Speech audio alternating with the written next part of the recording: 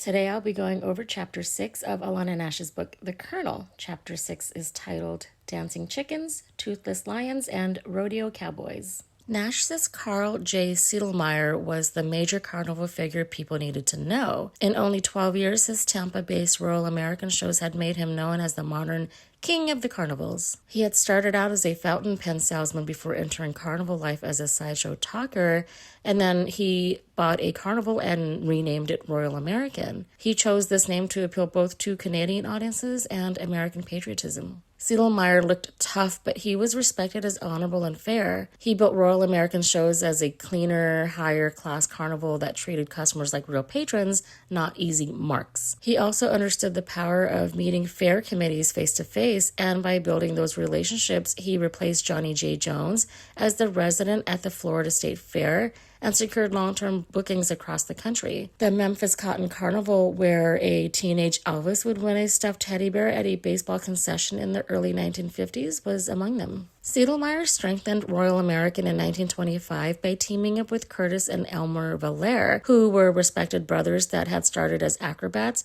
and later helped found the Showman's League. When the Valere brothers teamed up with Siedelmeyer, Royal American became even more powerful. With Siedelmeyer's eye for flashy touches like neon-lit rides, other carnival people expected them to build one of the greatest amusement outfits around. And they did. By 1933, Royal American had become the top carnival show in the business. It traveled each spring with over 1,000 workers and 70 red and white trained cars, promoting itself as a huge, spectacular midway. Tom Parker was frustrated that his career wasn't moving forward, so he aimed higher. He approached Siedelmeyer hoping for an office-level job with Royal American, claiming that he knew publicity, press work, and advertising because P.Z. Hoffman had trained him. Nash writes, quote, Siedelmeyer recognized an overly zealous hustler when he saw one, and so he turned Parker over to the harder-hearted business manager, Elmer Valere, who noted Parker's fractured English, wondered how solid a character he was, and delivered the word that the front office didn't need a new man just then, end quote.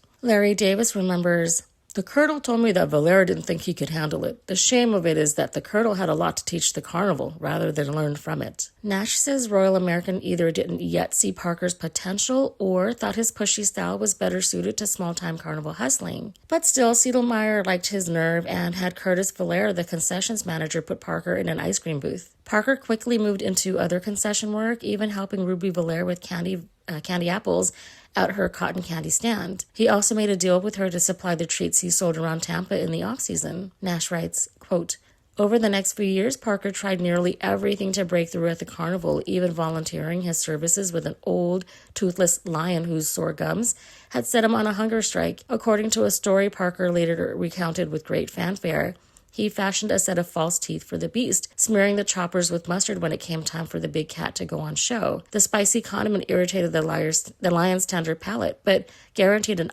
authentically fierce roar, end quote. Nash says so that the story sounds made up, partly because it seems too cruel. Parker cared too much about animals to allow that kind of treatment, let alone cause it himself. That same reasoning is why the famous, quote, dancing chickens story about Parker is probably false. It doesn't fit with how protective he could be towards animals. The dancing chickens legend claimed Parker traveled with a hot plate, gramophone, and cage of birds, and he used the act on carnivals and even into his early rodeo tours with Eddie Arnold. Parker used the hot plate trick whenever business slowed down or when he needed to make an act count as a, quote, livestock exhibit to avoid an amusement tax. What he would do was cover the hot plate with straw, then turn on the hot plate and play fast music, making the chickens hop around as if they were dancing, when really they were trying not to burn their little feet. Gene Autry insisted the dancing chicken story was true and said it helped spark his long friendship with Parker. But Gabe Tucker disagreed, saying Parker simply stole the story and made it part of his own legend. According to him, Dub Albritton was the one who did it, and he had told Tucker about it in 1945, and it involved a dancing duck, not chickens. By the Elvis years, Parker had turned the dancing chicken story into a full performance,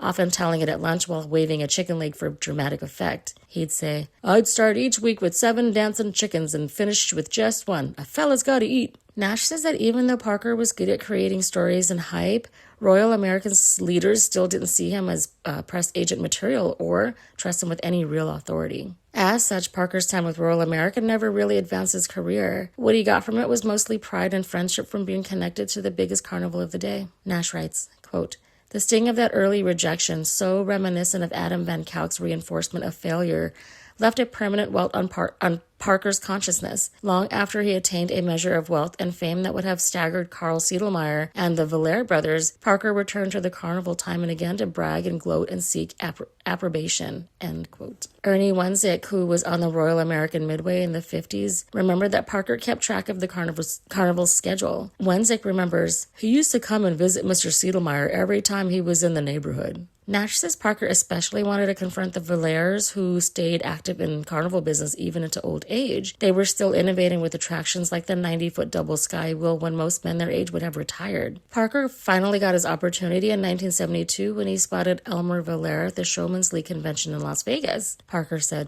"Mr. Valère, I'm Tom Parker. I used to work for you on the Royal American. I manage Elvis Presley. I'm a big promoter now." Elmer, at the time 88 years old, said, "Yes, indeed. Why didn't you do that when you were with us? If I'd known you had this ability, I would have put you to work a long time ago." Parker told him, "Oh, but Mr. Valère, I asked you tons of times to let me be a promoter back in the 30s, and you people wouldn't let me. You remember that, don't you, Mr. Valère? I told you I could do it." Nash writes, quote, Parker had managed a miraculous journey from his days with the carnival, but he never got past his need to boast of his accomplishments or of his relationships with famous people. From nearly his first major interview in the Elvis years, Parker crowed of his friendships with Cowboy stars Tom Mix and Ken Maynard, although none of the Mix biographers or Maynard experts can document an association. Maynard and Parker might have made a passing acquaintance when Maynard played the smaller circuses in the 1930s and 40s, but there is one other possible explanation hidden in the details of an embarrassing promotion, end quote.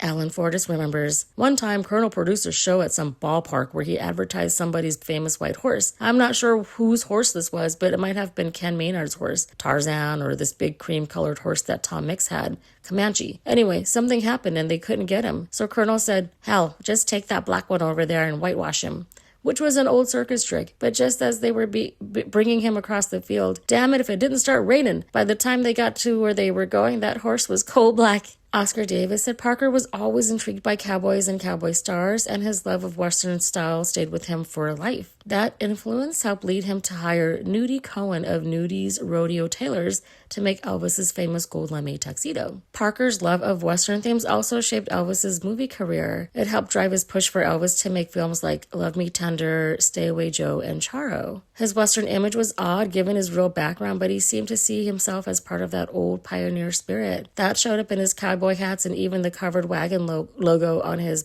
business stationery. He even used his covered wagon image in politics. During Lyndon Johnson's 1964 campaign, he gave Johnson a small carved wagon lamp with "All the way with LBJ," hoping it could become a promotional symbol of Johnson's Texas toughness. Nash writes, quote, "Yet if Parker did not genuinely embrace the romance of the Old West, it was a perfect ruse for an illegal alien. What could be more American, and by extension patriotic, than a cowboy, a figure who stood for all things good and virtuous? Certainly not his antithesis, the outlaw. It was always a white hat Parker wore, never a black one." End quote. That's it for Chapter 6. Stay tuned for Chapter 7, which is titled One Born Every Minute. See you then.